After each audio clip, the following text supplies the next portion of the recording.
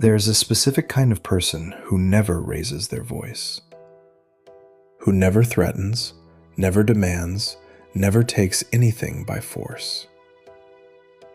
They simply make you feel enormous, and then wait. Cairo Sweet does this with surgical patience. She walks into a room already knowing how to make herself unforgettable. Not because she studied one man, because she understands exactly what admiration does to people who need it. We do this every single day. We open our doors to the people who make us feel seen, never registering that being seen that precisely is not intimacy. It is reconnaissance. We step onto the social stage convinced we are playing the high IQ role, oblivious to the fact that our mask is slipping. We think we are guiding the interaction, but the people around us are already reading the tells we didn't even know we had. We are the prey, who are arrogant enough to believe we are the predator. That is exactly why we have to tear open the behavioral architecture behind the 5 signs of a sophisticated manipulator, so we understand the mechanism long before it neutralizes us. Because that neutralization does not start with a grand, dramatic betrayal. It begins in the quiet spaces where we feel the most secure. Cairo Sweet enters Jonathan Miller's creative writing class inside a hierarchy the film makes clear from the start. She is the student. He is the teacher. The imbalance is already in place before anything personal begins. He controls her grade. He holds the authority. He is a once published writer who has not written anything new in years, and now spends his days teaching and judging everyone else's work instead. Cairo is supposed to be one more exceptionally talented student in his class. That is the arrangement the film begins with. Only one of them treats it like a boundary. He believes his age and his title grant him a kind of distance, the kind that keeps admiration from turning into danger. But lines only keep things safe if the person drawing them never starts erasing them himself, and Miller's Girl is built around the moments where that line begins to blur. Sign 1. The manufactured vulnerability. Watch her posture in those early meetings. Cairo tilts her head, softens her voice, and asks for a special assignment. She presents herself as the eager, misunderstood prodigy, starving for his specific brand of wisdom. On the surface, it seems like submission. Beneath it, it is a calculated calibration of his ego. She is mapping the exact shape of his vanity.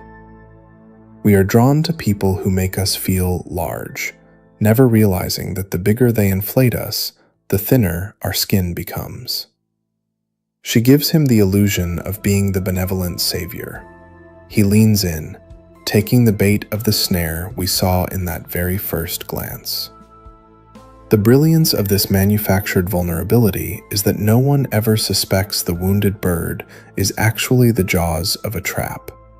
And once his guard is lowered by the intoxicating drug of his own self-importance, he is entirely unprepared for the boundary to shift. Sign 2. The isolation protocol. That lowered guard allows her to casually step over the professional line. They stop talking about the syllabus and start speaking in a private, coded language of transgressive literature. Henry Miller, Taboo Desires. The rest of the classroom fades into white noise. What looks like a meeting of the minds is actually a systemic severing of his tethers to reality. She is building a silo around him, brick by quiet brick. He does this so that the mundane, suffocating reality of his failing marriage can never reach him. But the snare is tightening. This is how we end up alone in crowded rooms, convinced our isolation is a badge of honor, when it is really just the optimal condition for our own demolition. Because once you are alone in the dark with the predator, the rules of engagement are no longer yours to dictate.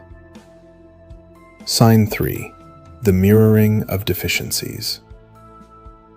When she finally delivers her words, they are a flawless, grotesque reflection of his own unfulfilled ambitions. She doesn't just write a good essay. She writes the prose he has been too paralyzed to produce for years. She embodies the dark, feral hunger he buried beneath a boring suburban life. Every time he chooses to read her work, he is really choosing to consume his own ghost. It paralyzes him. The trap isn't just closing, it is using his own weight to crush him. We feel this fracture in our own bones every time someone perfectly voices the insecurity we thought we had hidden from the world. We freeze. We stop analyzing their motives because we are too busy bleeding from the mirror they just held up. And a bleeding man cannot see the knife being drawn for the next strike. Sign 4. The Weaponized Ambiguity. To keep him bleeding, she refuses to give him solid ground. Cairo operates entirely in the gray space. A lingering look, a provocative text sent at midnight under the guise of research. Is she a naive teenager playing with fire, or a calculating woman offering herself? He cannot decide. This ambiguity feels like control. It is actually surrender to her narrative. He spins his wheels trying to solve the puzzle of her intentions, completely exhausting his mental reserves. We crave the tension of the unknown, mistakenly believing that if we can just figure the other person out, we will win the game. But the snare was never about the answer. The ambiguity itself is the mechanism that keeps him hooked, dragging him further into the deep water where the final, fatal shift occurs. Sign 5. The Sudden Reversal. In the deep water, the illusion shatters. When Jonathan finally tries to assert a boundary, Cairo drops the eager student mask completely. Her eyes go dead. The vulnerability evaporates, replaced by the cold, hard math of a threat. She holds the essay. She holds the texts. She holds his career by the throat. What looks like a sudden escalation is actually the inevitable conclusion of a trap set on day one. His institutional power doesn't protect him. It quietly destroys him, serving as the very leverage she uses to secure his ruin. This is the moment we realize we have been playing the wrong game. We think our titles and our intellect are heavy armor, but we leave the clasps undone for anyone who smiles at us. We build cages of our own vanity and hand the keys to the smiling faces in the room. We are outmaneuvered not because we are weak, but because we were too arrogant to realize we were on the menu.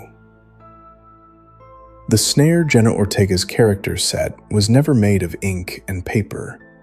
It was forged entirely out of Jonathan Miller's own unearned arrogance. The essay was just the bait. His desperate need to feel relevant was the mechanism that snapped the trap shut. A predator does not need to overpower you if they can convince you to willingly lock the door from the inside. They simply find the empty spaces in your ego and fill them until you suffocate.